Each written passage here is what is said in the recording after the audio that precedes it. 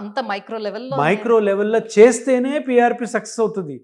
ఆవిడ కానీ ఆయన కానీ ఏం పనులు చేస్తున్నారు, వాళ్ళ వాళ్ళ యాక్టివిటీస్ ఎలా ఉన్నాయి, దాని తర్వాత ఈ ట్రీట్మెంట్తో పాటు ఎలా ఎక్సర్సైజ్ చేయాలి, డూస్ అండ్ డోంట్స్ ఇవన్నీ చెప్పిన తర్వాత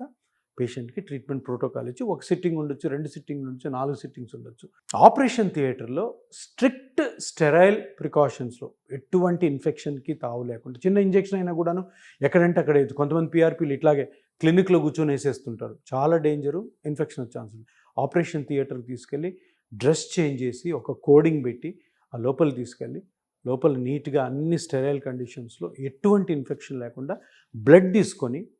ఆ బ్లడ్ని ప్రాసెస్ చేసి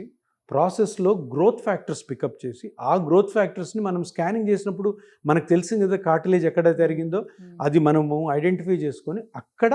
మళ్ళీ లోకల్ అనస్థీషియా ఇచ్చి నొప్పి లేకుండా చిన్న ఇంజెక్షన్ ద్వారా ఈ గ్రోత్ ఫ్యాక్టర్స్ని వదిలి వచ్చేస్తాం.